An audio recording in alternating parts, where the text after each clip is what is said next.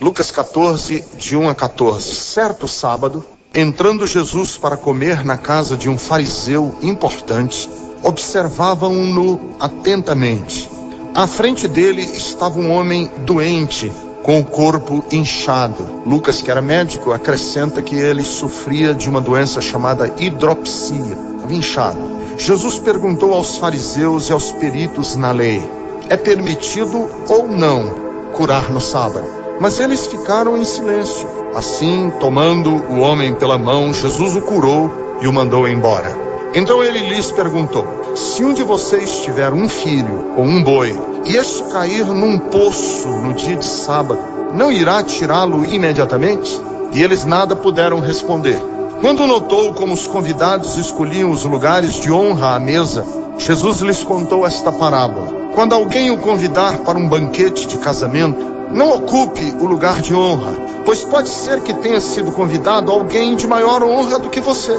Se for assim, aquele que convidou os dois lhe dirá: dê lugar a este. Então, humilhado, você precisará ocupar o lugar menos importante. Mas quando você for convidado, ocupe o lugar menos importante. De forma que, quando vier aquele que o convidou, diga-lhe: amigo, passe para um lugar mais importante. Então você será honrado na presença de todos os convidados. Pois todo o que se exalta será humilhado, o que se humilha será exaltado. Então Jesus disse ao que tinha convidado: quando você der um banquete ou jantar, não convide seus amigos, irmãos ou parentes, nem seus vizinhos ricos. Se o fizer, eles poderão também, por sua vez, convidá-lo. E assim você será recompensado. Mas quando der um banquete, convide os pobres, os aleijados, os mancos e os cegos. Feliz será você, porque estes não têm como retribuir.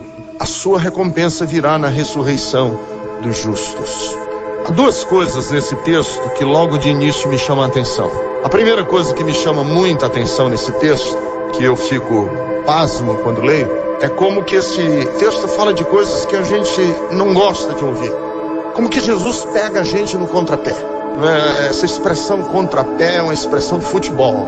É o goleiro que o atacante chuta a bola e o goleiro imagina que pelo chute a bola vai para a esquerda, mas no trajeto o zagueiro põe o pé e a bola desvia e vai para o outro lado. Então ele vai pulando para o lado esquerdo e a bola desvia, e aí o goleiro fica sem saber para onde ir. Ele quer voltar, mas ele não pode mais. Isso chama-se contrapé. Tá indo e ele quer vir para o lado de cá e a bola entra e ele não consegue pegar a bola. Jesus nos pega no contrapé.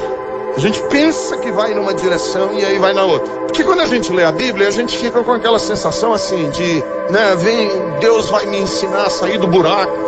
Vem uma mensagem bíblica poderosa que vai me ajudar a ser próspero e feliz e a ser conquistador e a pisar na cabeça do diabo e a pisar nas serpentes, e eu vou ser mais do que vencedor na vida. E a gente pensa que ele vai nessa direção e ele vai na outra, e a gente fica mais ou menos como goleiro no meio do gol sem saber para que lado ir. Porque tem textos na Bíblia que, sinceramente, eu fico pensando por que nós cristãos não levamos mais a sério. Como que nós somos seletivos do jeito que a gente lê a Bíblia? A gente só pega da Bíblia aquilo que nos interessa. Por exemplo, é evangelho o versículo que Jesus falou aqui: quando você der um banquete, um jantar, não convide amigos, parentes, vizinhos, ricos. Quando você der um banquete, convide os pobres, convide os aleijados. Aí a gente lê essas coisas da Bíblia e a gente diz assim: não deve ser bem assim, deve ter uma outra interpretação, porque deve ser diferente, porque não é possível que Jesus falasse esse tipo de coisa, que a gente não gosta de ficar no contrapé. Deve ser outra interpretação, então eu devo estar delirando. Tira esse negócio da minha cabeça, vira essa página, vamos ler outra coisa mais interessante da Bíblia. Isso aqui não é bom, mas isso é evangelho. Por que Jesus falou este evangelho assim? É muito interessante, E aí é bom a gente pegar o contexto para a gente entender direitinho. Porque Jesus foi convidado para ir comer na casa de um fariseu muito importante, um homem rico. É importante a gente mencionar isso porque a gente fica com a impressão de que Jesus só ia nos lugares de gente muito pobre. Não é verdade. Jesus, ele comparecia em lugares também de pessoas muito ricas. Isso aqui era um fariseu muito importante. Os fariseus eram a principal religião daquela época, dentro do judaísmo. E Jesus foi convidado para esse banquete na casa desse homem. E quando ele chegou lá na casa desse homem, foi que se deu toda essa questão aqui, desse banquete na casa desse homem muito importante. E ele corrige uma noção religiosa que estava muito adoecida. Porque a prática da religião pode adoecer. Não importa se é judaica, se é católica, apostólica, romana, e os católicos precisam ser um pouco mais humildes e reconhecer que a sua religião também adoece, e tem dimensões do catolicismo que estão muito doentes, mas nós evangélicos também precisamos nos humilhar e reconhecer que nós evangélicos também temos muitas doenças internas que a gente não quer ver. Isso aqui não é bater no judaísmo e nem bater no farisaísmo. Aconteceria com qualquer um de nós.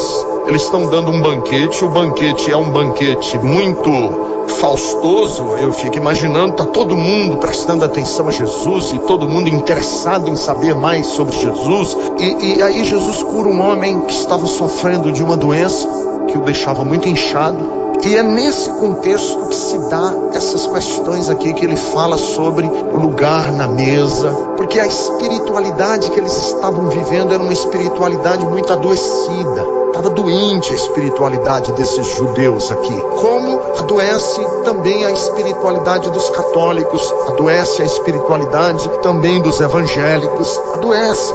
Prática religiosa pode adoecer e adoecer muito. E Jesus então vai corrigir essa prática religiosa. Como? Mostrando que eles estavam permitindo que as badalações, eu vou usar muito essa expressão hoje na minha mensagem, badalação, que é uma expressão relativamente nova no nosso linguajar. Essa coisa da coisa frívola, da vaidade boba, sem consistência. Essa vaidade sem consistência que vaza para dentro da religião. Essas vaidades bobas. Por exemplo, eu sou uma pessoa, eu sei que eu sou diferente de vocês, que vocês não têm os problemas que eu tenho. Na minha adolescência, por exemplo, quando eu era adolescente, eu queria ficar perto dos rapazes do colégio que eram os mais descolados. O cara que fumava, que pegava toda menina, o atleta, o sujeito mais forte, o mais carismático, que sabia falar melhor. Eu queria ficar perto desses caras. Eu sei que os adolescentes aqui hoje não têm esse problema, mas eu tinha. Ficava querendo perto. E depois, quando eu cresci, isso não se acabou. Eu queria ficar perto de pessoas importantes. Então, às vezes, eu via, assim, pessoas importantes, aí eu ficava pensando, puxa vida, se eu pudesse sair numa fotografia perto dessa pessoa, um cara importante. Imagine você sair, uma pessoa rica e famosa, dessas que sai na revista Caras, me convida para eu almoçar, eu tô lá almoçando com ele no restaurante, aí chega um paparazzo lá daqueles da revista Caras, bate uma fotografia e eu saio na revista almoçando do lado dele. Hã? Não é legal um negócio desse? E eu fiquei atrás dessas coisas. Às vezes eu ficava, puxa vida, será que não vai ter ninguém importante no culto hoje? Chegou ninguém importante? Sabe, esse tipo de coisa pequena, medíocre. Eu sei que eu tenho esse problema, mas que vocês não têm. De querer sair em fotografia perto de gente rica e famosa, de estar do lado de uma pessoa desses que dá autógrafo, e aí ele apresenta, esse aqui é o meu amigo Ricardo Gondim. Que isso é muito do mundo, tem isso no mundo. Você já imaginou no dia que eu saísse na revista Caras, passando as minhas férias de inverno no castelo de Caras da França? Eles têm um castelo lá na França, convidado, Ricardo Gondim e a sua excelentíssima esposa Silvia Jerusa. E aí eu ia aparecer lá, assim, tomando um banho de sauna, num hobby, num coisa de... Aí vocês iam se gabar, eu sou da igreja deste cara aí, ó. É possível a gente permitir que esse tipo de coisa vaze para dentro da igreja. Possível, isso acontece. Essa badalação, não é? Uma igreja que se torna um clube de desfile de moda. Porque aí a mulher diz assim: olha, nós vamos para a igreja onde o Ricardo Gondim está pastoreando, não é qualquer roupa que você pode ir, querida. Aí a mulher diz: tá bem assim? Ele diz: não tá bem. Pois então me dê dinheiro que eu vou comprar essa semana um guarda-roupa para ir para Betesda. Então é possível você criar uma igreja que se alimenta dessas coisas, você criar uma espiritualidade que se alimenta dessas frivolidades, da badalação, que no reino de Deus isso é oco, isso é vazio. No reino de Deus isso não tem valor nenhum. No reino de Deus isso não vale nada. É possível que você desenvolva uma espiritualidade que se alimenta de coisas superficiais, rasas, mesquinhas, pequenas, bobas, tolas, mas que no reino de Deus isso é absolutamente inútil. Deus não toma conhecimento dessas coisas. Que é o que Jesus vai fazer na casa deste fariseu: trazer aqueles religiosos a uma consciência de uma espiritualidade que tenha a ver com Deus. Precisamos de uma espiritualidade que tenha a ver com Deus. E aí ele vai mostrar nesse incidente, ele vai lá na casa do fariseu, que era isso aí, era uma roda de badalação, de rasga-seda, de tapinhas nos ombros. Louvado seja eu, glória a mim mesmo, feliz porque você está na minha casa, o outro feliz porque você veio, e eu me sinto honrado com a sua excelentíssima presença, e o outro, digníssimo, e tal, parecia político tratando, né? Excelentíssimo, vossa excelência, excelência, tal. Cria um ambiente que não é verdadeiro, que não é honesto. E era essa a casa desse fariseu. E aí Jesus vai corrigir. Vamos ver como é que Jesus corrige. Quando ele mostra logo de princípio que a verdadeira espiritualidade só existe quando nós não perdemos a capacidade de notar os desvalidos. A verdadeira espiritualidade só existe quando nós não perdemos a capacidade de notar doente. Vejam o que acontece, como é lindo o relato de Lucas. Jesus entra na casa de um fariseu importante para comer. Jesus, nesse momento do ministério de Jesus, ele é o ponto da atenção. E está todo mundo prestando atenção nele, e um querendo chegar perto, e um querendo sentar no melhor lugar, e outro querendo sair na fotografia perto dele. Forma de expressão, que não havia fotografia naquela época. E está todo mundo querendo. E aí, para o que Jesus vê? O que é que Jesus presta atenção? A quem os olhos de Jesus se voltam? Nesse clima de badalação, os olhos de Jesus se voltam para um homem que está doente na festa. Está doente. Lá estava ele, numa festa com todo requinte, e ele só tem olhar para uma pessoa que está doente. Ele não está encantado com os cristais, e nem com os talheres de prata, e nem com os guardanapos de linho. Ele está com o olhar na direção de um homem doente. Que lindo! Seu olhar é para o menos favorecido.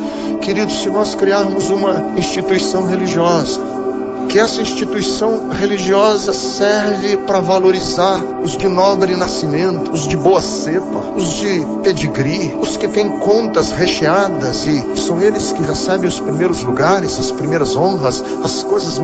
Se nós criarmos uma instituição religiosa que se alimenta disso, ela pode ser poderosa, ela pode ser rica, mas diante de Deus ela será oca, porque diante de Deus nós temos a obrigação de ter o olhar para o necessitado, porque isso que é o reino. E num ambiente como o nosso, eu lhes digo que o olhar de Deus está concentrado no quebrantado de alma. Deus não vê falação fácil. Deus não percebe, nem olha, nem se encanta com os nossos títulos humanos. O olhar de Deus está na direção do quebrado, do quebrantado. E eu quero dizer para você, mulher, que está com a sua autoestima no chão, que ninguém tem valorizado você. Eu quero dizer a você, empresário, que está se sentindo abandonado na vida e que não está indo a lugar nenhum nos seus esforços como profissional. É para você que Deus está hoje com o olhar dele. Não é para o de nobre nascimento e nem é para o rico diante dos olhos do mundo. É para aquele cujo coração é reto e sincero na sua presença. essa capacidade que muitas vezes a religião tira da gente. Muitas vezes a religião tira da gente essa capacidade de perceber, de olhar. A religião, ela é um fim em si mesma. Ela existe por causa dela. Ela se perpetua em si mesma. E aí Jesus diz, não, vocês não se reúnem para badalação.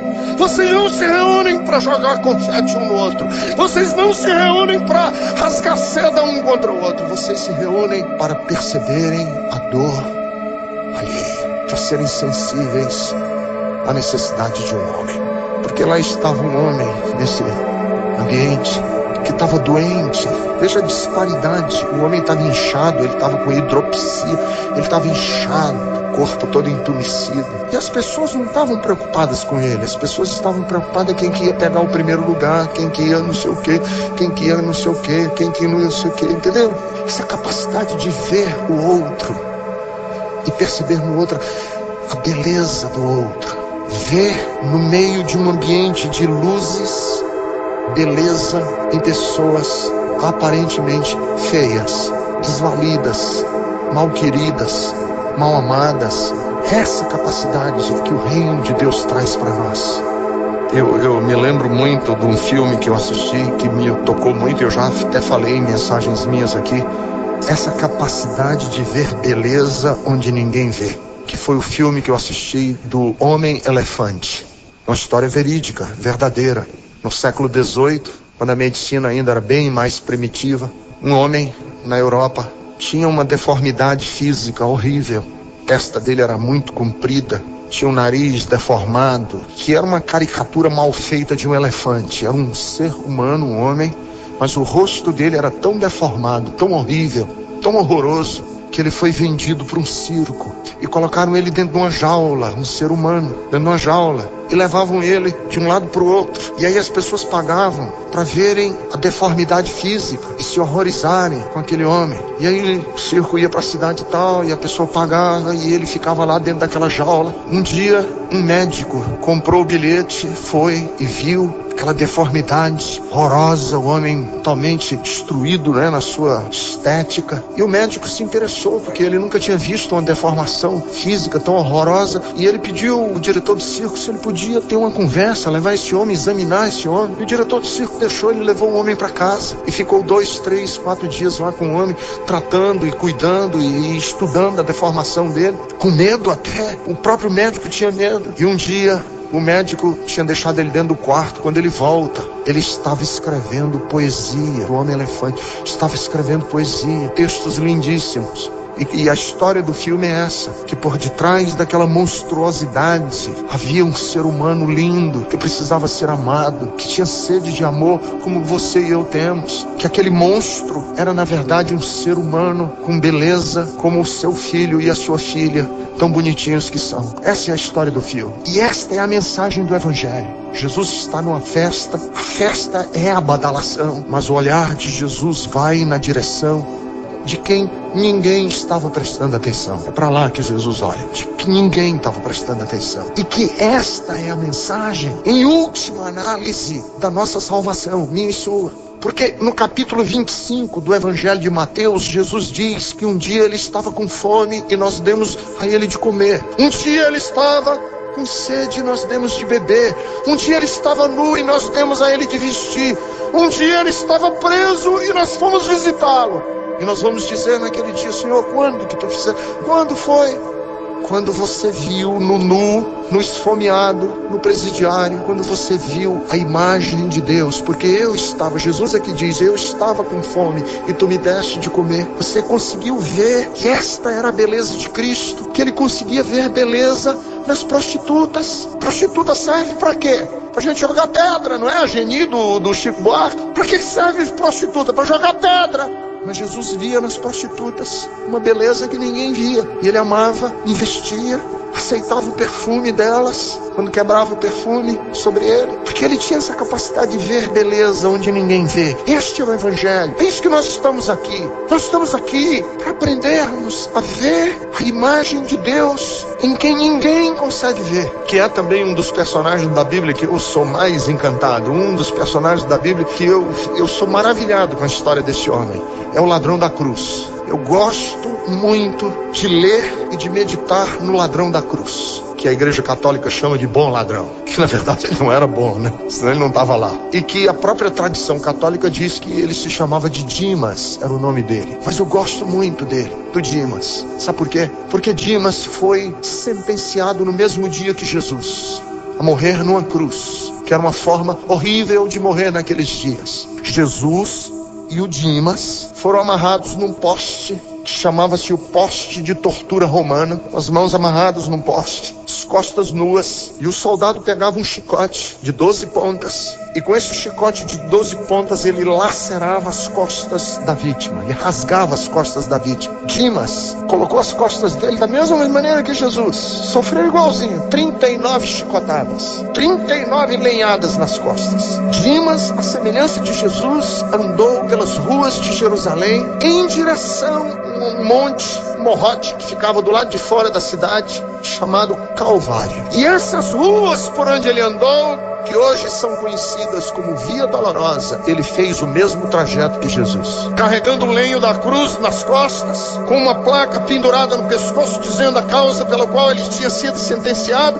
Ele foi até esse monte que se chamava Calvário, porque o monte, no final da tarde, quando o sol se punha, tinha a silhueta de uma caveira e ficava do lado do monturo de lixo da cidade. Por isso se chamava Calvário, porque Calvário significa caveira. Dimas viu, presenciou, sentiu cada bofetada que deram no rosto de Jesus, porque à medida que ele ia andando pela Via Dolorosa, as pessoas esbofeteavam a cara dele, e todo mundo sabe que qualquer murro no rosto, os hematomas crescem rapidamente.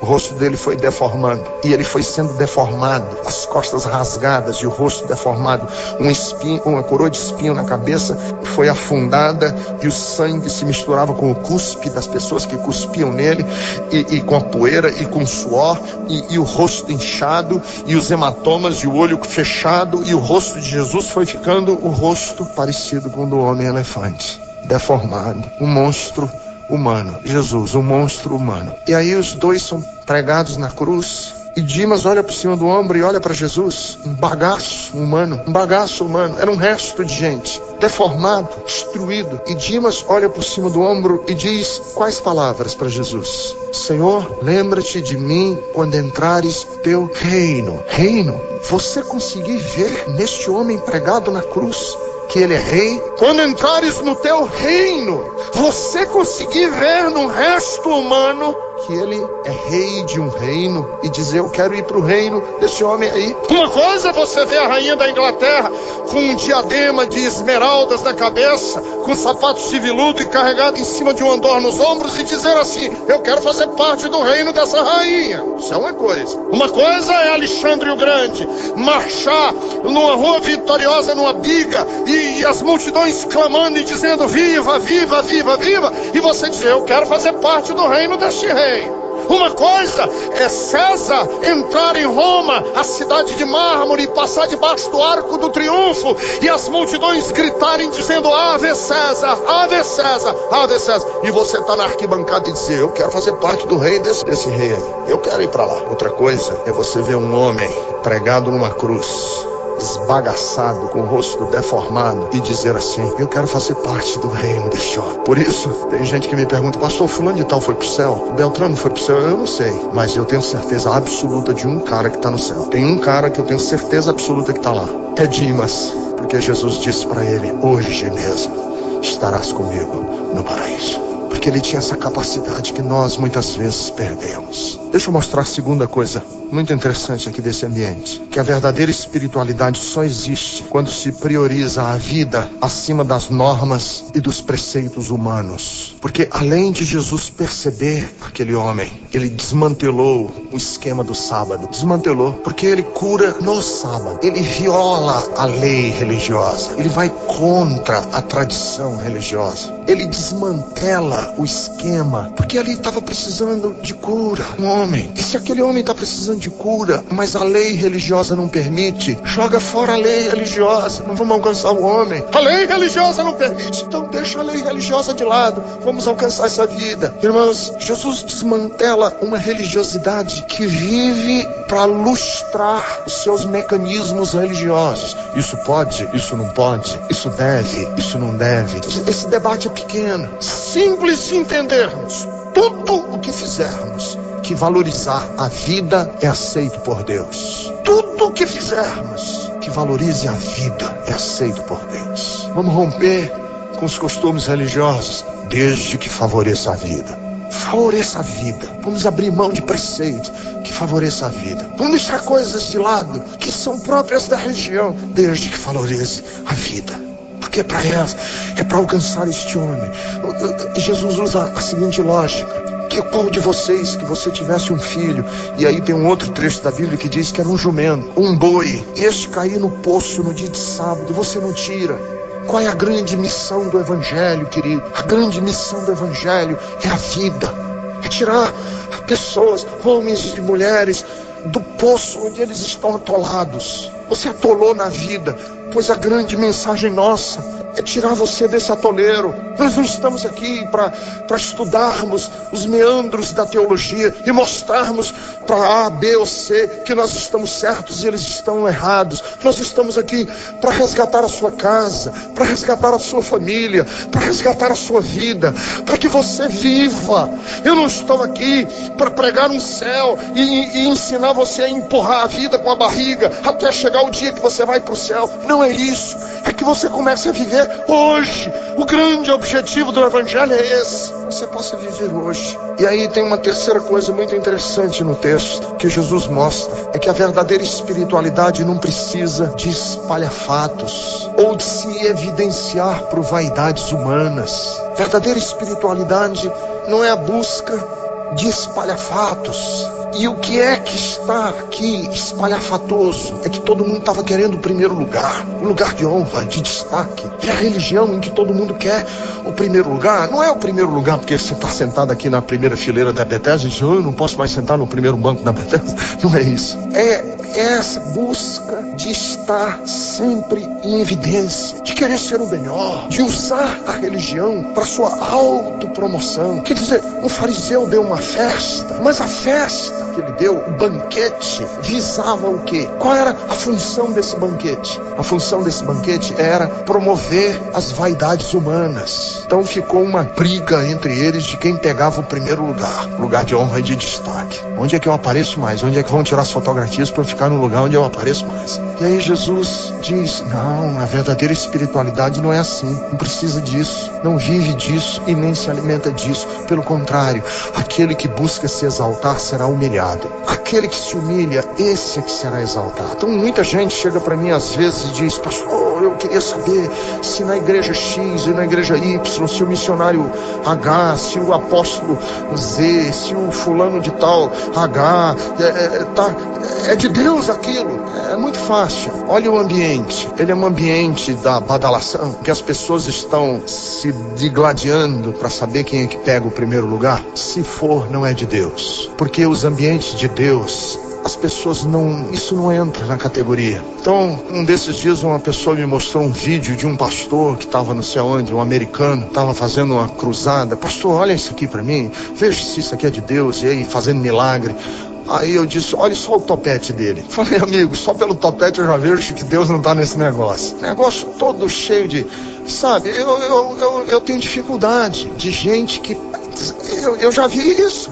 Aquele evangelista americano com paletó de lantejoula, gravata cor-de-rosa, luz negra em cima dele. E aí ele diz assim: não olhem para mim, olhem para Jesus. E a gente fica todo mundo: como? Entende? Eu acho que as coisas de Deus são diferentes. Não é a busca de querer exaltar, de aparecer, de se autoproclamar. Tem um texto na Bíblia que diz que aquele que se gloria com seus próprios lábios é opróbrio, é vergonha. É vergonhoso se gloriar com seus próprios atos, ficar se auto-exaltando. É a busca do primeiro lugar. Reino de Deus não é isso. Reino de Deus é outra coisa. Reino de Deus é a busca de como é que nós podemos valorizar o outro. preferir o outro em honra. Até porque essa coisa de querer ser o maioral, o melhor e usar Deus para isso. Sou ungido de Deus. Nós somos a igreja da última hora. A igreja da última hora. Para com isso. Diminui, baixa o facho. Você não é a igreja da última hora coisa nenhuma. Eu gosto sempre de dizer para as pessoas assim: gente que vive em busca dos primeiros lugares é horrível. Sabe por quê? Porque você sempre vai encontrar, pessoas mais bonitas do que você. Você sempre vai encontrar pessoas mais ricas do que você. Você sempre vai encontrar pessoas mais inteligentes e mais cultas que você. E se Deus lhe der longa vida, você sempre vai encontrar pessoas mais novas do que você. Então, às vezes eu fico aqui me gabando: eu sou corredor, corro maratonas. Aí, geralmente, as pessoas que não conhecem do mundo das maratonas me fazem uma pergunta que o corredor de maratona detesta. Diz assim: pastor, qual o lugar que o senhor chegou? Eles não sabem que na maioria dessas maratonas tem 35 mil pessoas correndo. Aí eu digo assim: eu cheguei mais ou menos na metade. Quantos chegaram na sua frente, pastor? Eu digo uns 18, 19 mil. 18, 19 mil. Entendeu? O reino de Deus não é isso, é besteira, bobagem. O reino de Deus não é essa gabolice, que é idiota, não é? Cá entre nós, não é idiota essa busca. É uma busca idiota. Você viu meu carro? Comprei o último modelo. Comprou nada, já saiu um outro mais novo do que o seu. Entendeu? O reino de Deus não é isso. Os primeiros lugares, eu estou na frente. Eu tenho a revelação última. Eu sou o ungido de Deus. Para com isso, vai. Para com isso. Como dizem os cariocas, fala sério, vai. Fala sério. Não é nada disso. Nós estamos aqui juntos, andando a duras penas, querendo fazer o melhor que podemos, sem que a glória seja nossa, que a glória seja de Deus. Isso é reino de Deus. E aí Jesus mostra uma outra dimensão muito interessante, que é a do banquete. Porque a verdadeira espiritualidade, ela se evidencia em atos gratuitos de amor. Atos gratuitos de amor. Jesus disse: você, quando der um banquete, não dê com a atitude que você acabou de dar. Quando você der um banquete, procure a atitude da gratuidade, de não querer nada de volta. E sabe qual é uma boa maneira da gente fazer uma coisa e não ser jamais recompensado? Faça para o pobre, para o desvalido, para quem não tem como pagar de volta. Faça anonimamente. Faça anonimamente. Dê um banquete e faça sem que ninguém percebeu o que você fez. O que você fizer, faça com o coração, sem querer receber nada de volta. O próximo. Ninguém me agradeceu, mas você fez para ser agradecido ou você fez por mera e pura gratuidade? É a diferença. Porque a maioria dos nossos atos, muitas vezes religiosos, não tem nada a ver com Deus. Tem a ver com se mostrar com o próximo. Veja como eu oro bonito. Senhor, sou mais espiritual do que todo mundo aqui. Jesus. Ninguém ora assim como eu oro. Por isso é que Jesus disse: quando você for orar, tranca o quarto e faz essa mesma experiência com o quarto trancado. E depois você não conta para ninguém o que aconteceu lá dentro. Quando você for jejuar, lava o rosto. E não deixa ninguém perceber que você estava jejuando. Ninguém, nunca, que você jejuou. Quando você der esmola com a mão direita, não deixa nunca que a esquerda saiba. Não fique trombeteando na esquina. Eu dei. Não faça isso. Quando você for dar um banquete, não dê banquete para se mostrar. Dê por pura gratuidade. Por que você fez isso? Por nada. O que você vai ganhar com isso? Nada. Gratuidade. É que eu quero dividir a minha alegria com outra pessoa, de graça. Eu li essa semana uma coisa muito interessante que eu nunca tinha prestado atenção. O egoísta não consegue ser grato. O egoísta não consegue expressar gratidão. O egoísta gosta de receber, mas ele não gosta de dar, nem gratidão. Por isso o egoísta é só vem, mas ele nunca dá de volta. Nada, nem gratidão. Nada, nem gratidão. E aí Jesus disse: olha, quando você for dar um banquete, faça esse teste. Chama o pobre, doente, cego. Faça isso e veja como é que o seu coração é egoísta. A verdadeira espiritualidade é aprendermos a amar de graça, sem esperar nada de volta, sem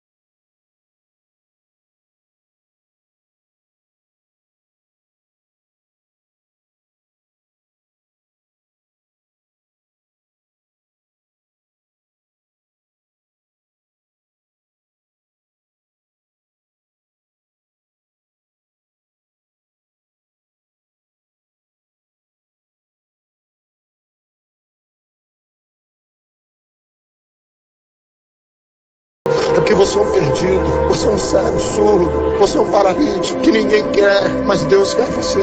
Deus ama você e ama você. E o reino de Deus é essa busca de aprendermos a amar com gratuidade, como Deus ama, aprendermos a ser bons como Deus é bom.